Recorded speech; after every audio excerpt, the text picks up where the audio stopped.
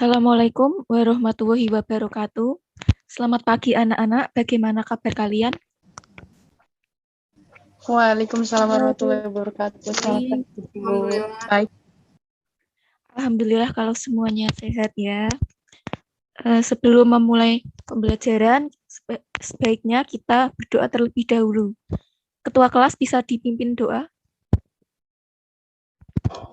Bisa, Bu. Baik, teman-teman. Sebelum kita memulai pembelajaran pada hari ini, alangkah lebih baiknya berdoa sesuai dengan agama masing-masing. Berdoa dimulai.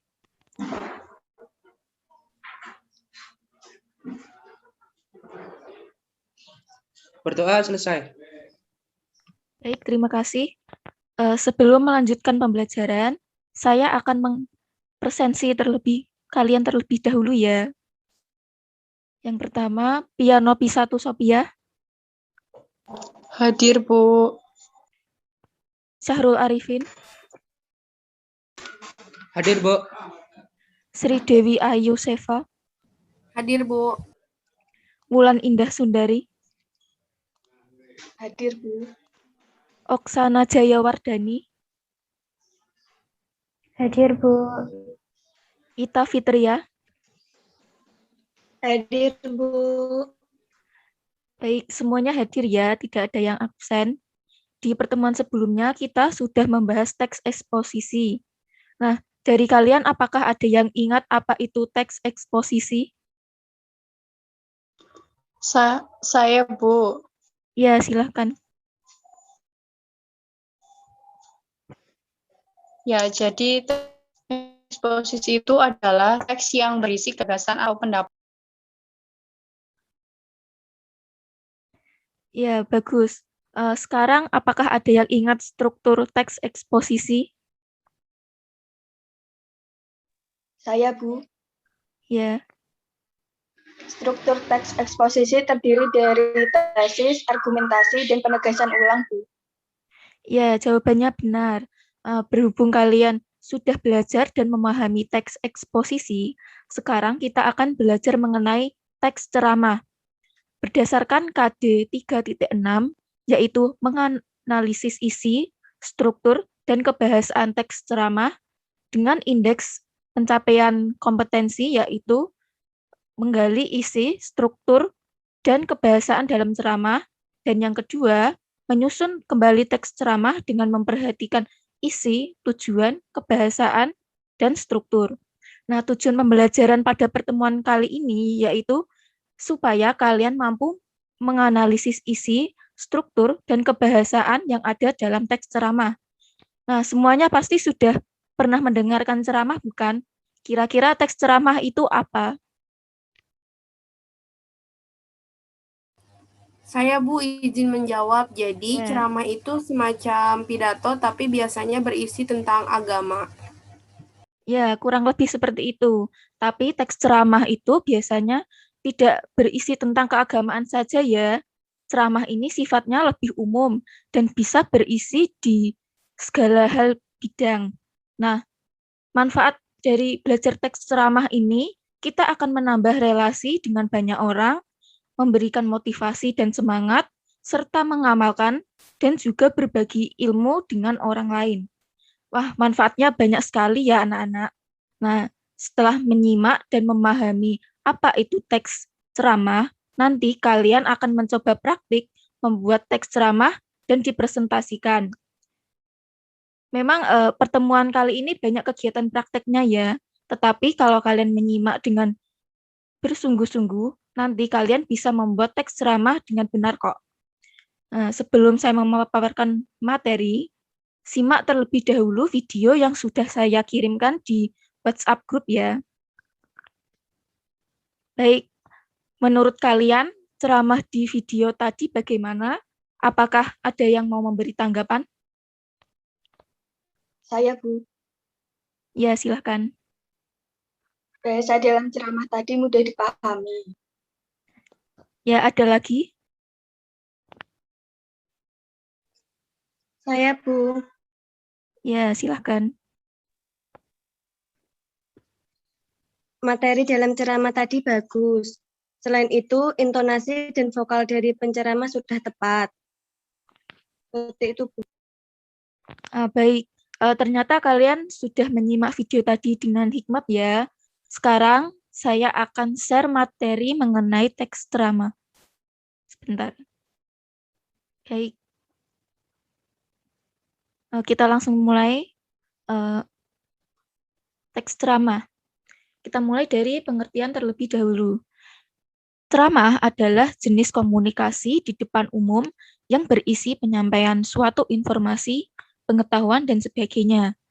Nah, teks ceramah di sini dapat diartikan sebagai teks yang berisi pemberitahuan, penyampaian suatu informasi, baik pengetahuan maupun informasi umum lainnya, untuk disampaikan di depan orang banyak, dan biasanya disampaikan oleh pakar atau orang yang menguasai bidangnya, baik secara langsung maupun melalui media elektronik dan digital. Nah, ceramah ini diperuntukkan didengarkan untuk orang lain ya. Medianya bermacam-macam, bisa dengan ceramah secara langsung atau bertatap muka langsung, atau bisa juga melalui media elektronik seperti ceramah di televisi, radio, ataupun YouTube. Nah, selanjutnya yaitu struktur teks ceramah. Yang pertama, pengenalan isu. Pengenalan isu merupakan deskripsi topik yang akan dibahas. Biasanya berisi masalah atau pengetahuan sehingga pandangan penceramah dari topik yang akan dibahas. Nah, bagian ini sama dengan tesis dalam teks eksposisi. Struktur yang kedua yaitu rangkaian argumen. Nah, rangkaian argumen ini berupa penyampaian pendapat disertai dengan fakta-fakta dari sang penceramah yang berkaitan dengan topik yang dibawakan.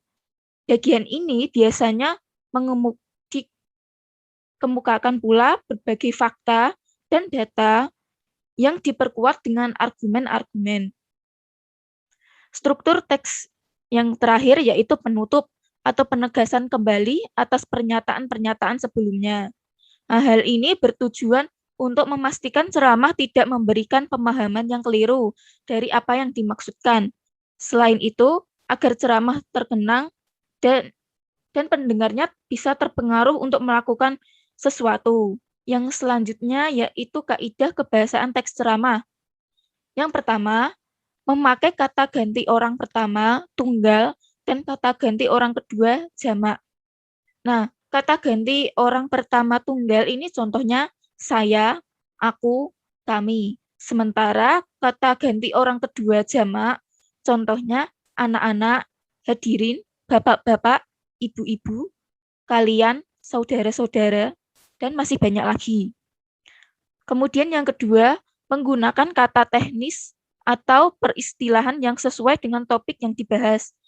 Nah, kata-kata teknis di sini misalnya seperti prosa, puisi, etika, bahasa, sarkasme, atau kata-kata yang berkaitan dengan topik yang akan dibahas. Kemudian, kaidah kebahasaan yang ketiga, menggunakan kata-kata yang menunjukkan hubungan sebab akibat. Contohnya, dengan demikian, oleh karena itu, akibatnya, maka, sebab, karena.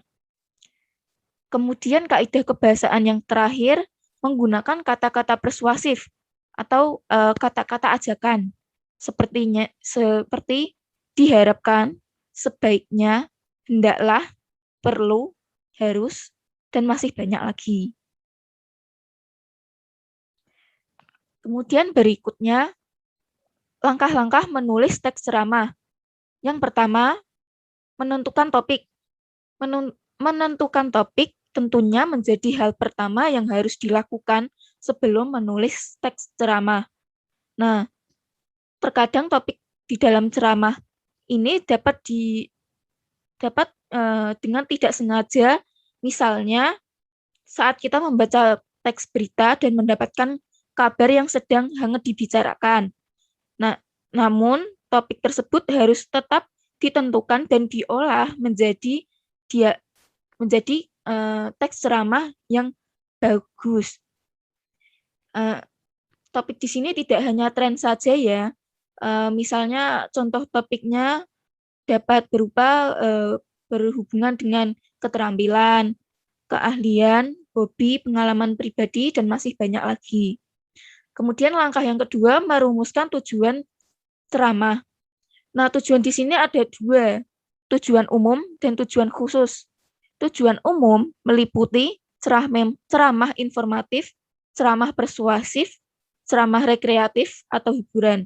Sedangkan tujuan khusus yang merupakan rincian dari tujuan umum dapat meliputi kebahasaan Indonesia untuk tujuan umum pelajaran, cara melukis untuk tujuan umum keahlian atau hobi, atau bisa biografi Soekarno untuk tujuan umum biografi tokoh. Seperti itu. Kemudian selanjutnya menyusun kerangka ceramah.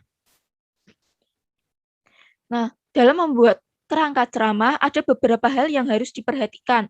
Yang pertama, struktur harus dibuat seperti pembuka, isi, dan penutup. Harus urut dan tidak boleh acak. Yang kedua, maksud ceramah harus diungkapkan dengan jelas.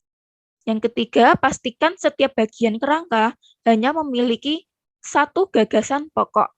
Yang keempat, bagian setiap kerangka harus tersusun secara logis. Yang terakhir, menyusun ceramah berdasarkan kerangka. Yang keempat, langkah yang keempat yaitu menyusun teks ceramah. Setelah kerangka selesai dibuat, maka dikembangkan menjadi setiap kalimat menjadi paragraf-paragraf yang diberi kalimat penjelas baik secara deduktif atau induktif. Kemudian yang terakhir yaitu menyunting teks ceramah. Setelah menyelesaikan ceramah, tahap selanjutnya adalah menyunting teks tersebut. Penyuntingan ini bertujuan untuk menyempurnakan atau mengurangi kekeliruan-kekeliruan yang ada dalam teks yang kalian buat. Sampai di sini, apakah ada yang mau bertanya?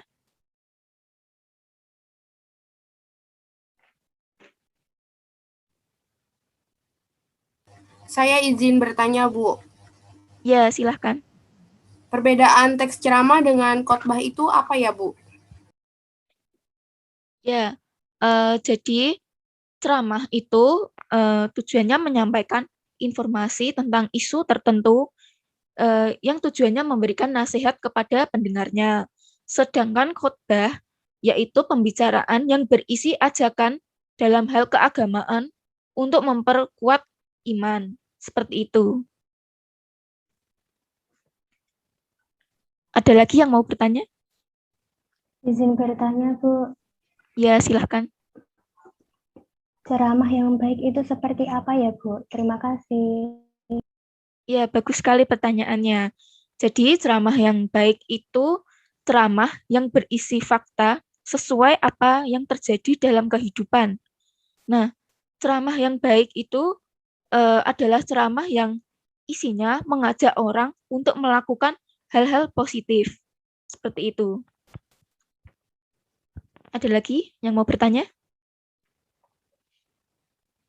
Saya izin bertanya, Bu. Ya. Ya, sebelumnya apakah suara saya terdengar dengan jelas, Bu? Dengar jelas, Mbak. Ya, jadi pertanyaan saya, apa yang harus dilakukan jika seandainya saat berceramah tiba-tiba kita lupa dengan materi yang akan kita sampaikan? Seperti itu, Bu. Ya, jawabannya hanya satu, yaitu improvisasi. Tapi improvisasi ini membutuhkan jam terbang yang banyak ya. Jadi kalian sering-seringlah berlatih ceramah, baik di rumah atau dimanapun. Atau paling tidak kalian paham apa yang akan kalian sampaikan di depan umum ya. Jadi nanti kalian tidak ngeblank seperti itu. Nah, terima kasih, Bu. Ya.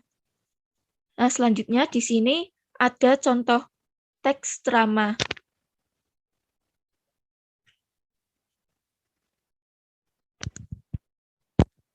Nah, sekarang saya minta salah satu dari kalian membacakan paragraf dari teks ceramah ini ya. Coba paragraf pertama Mbak Pia yang baca, kemudian diidentifikasi strukturnya.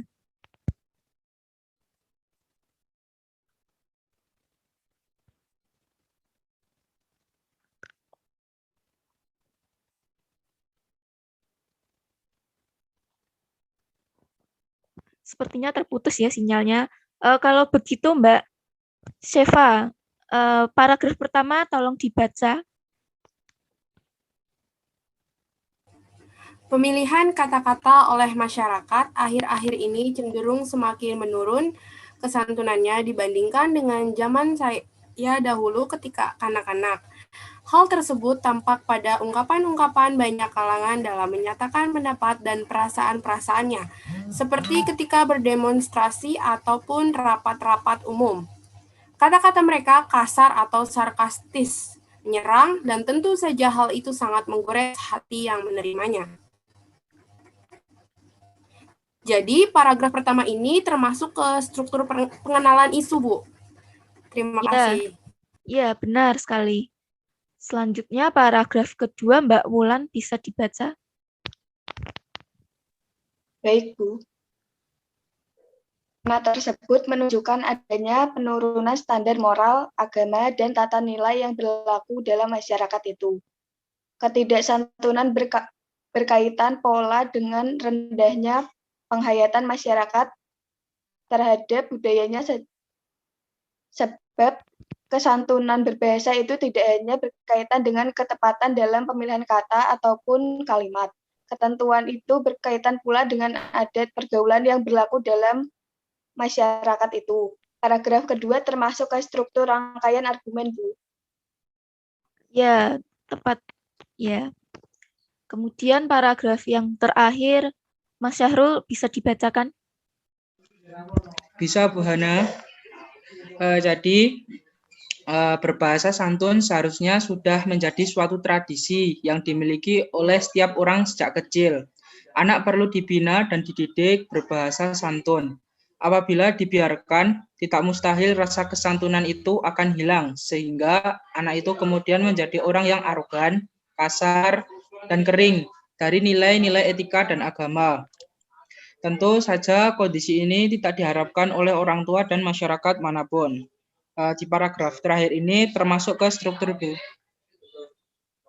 Ya, baik, semuanya sudah menjawab dengan benar ya. Sampai di sini apakah sudah bisa dipahami mengenai teks ceramah?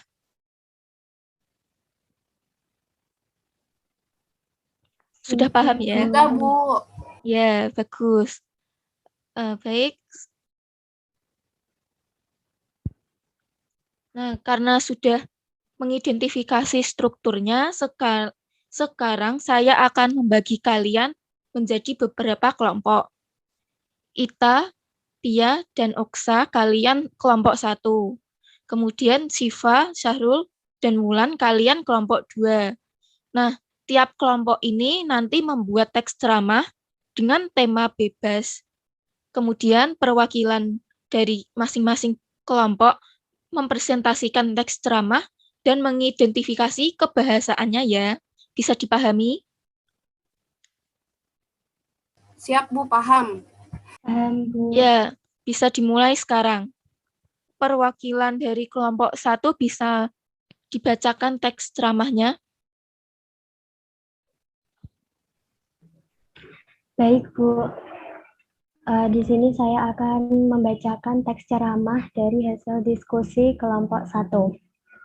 Selamat siang teman-teman, salam sejahtera, puji syukur patut kita panjatkan karena masih diberi kesempatan oleh Yang Maha Kuasa.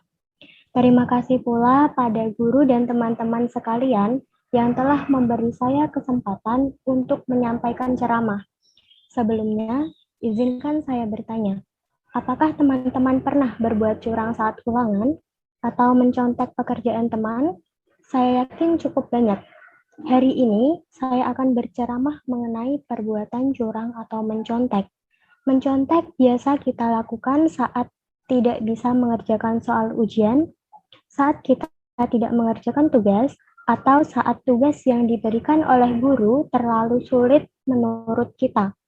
Saya paham itu karena saya sendiri juga pernah mencontek.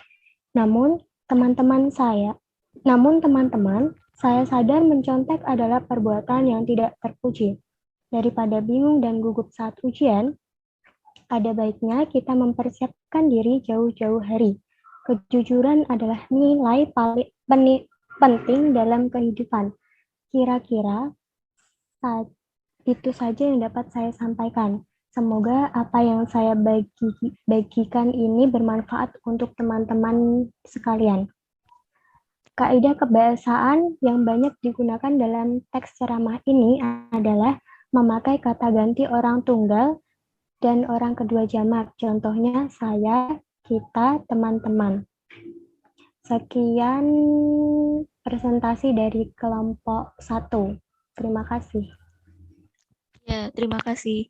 Teksnya bagus sekali ya tentang mencontek. Mencontek ini tidak boleh dilakukan apapun alasannya.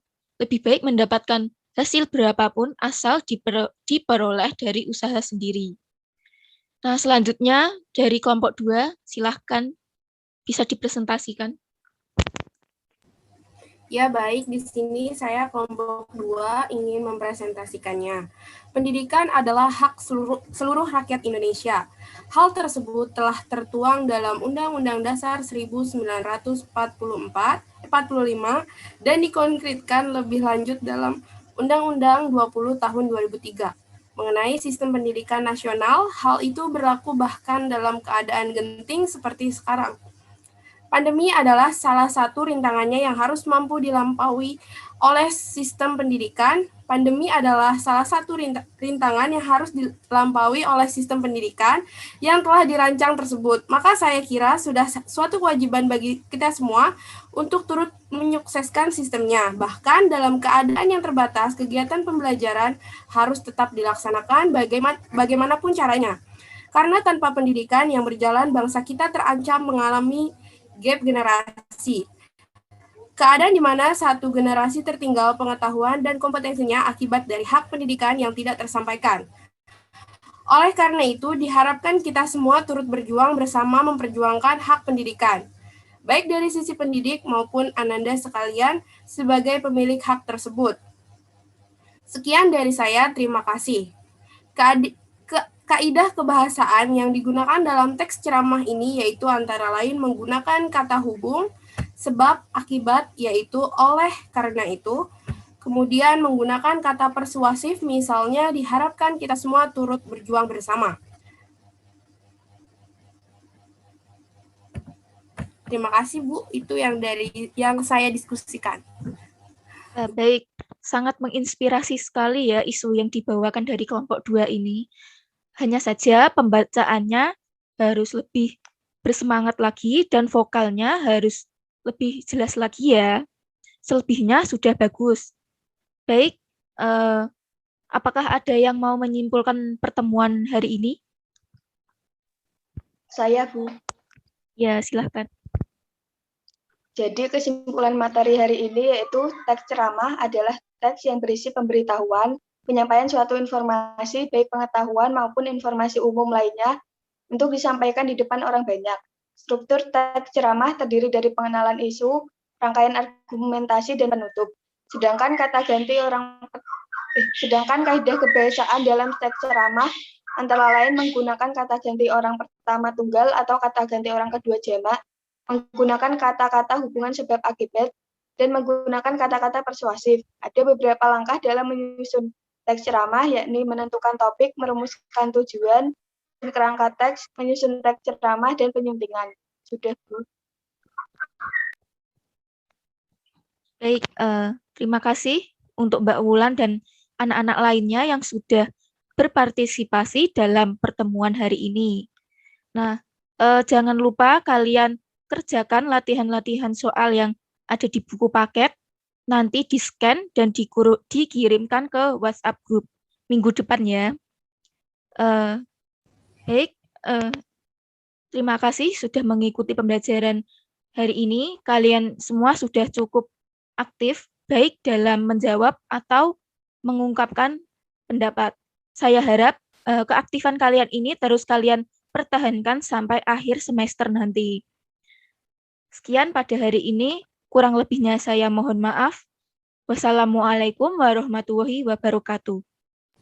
Waalaikumsalam warahmatullahi wabarakatuh. Terima kasih. Terima kasih, Bu.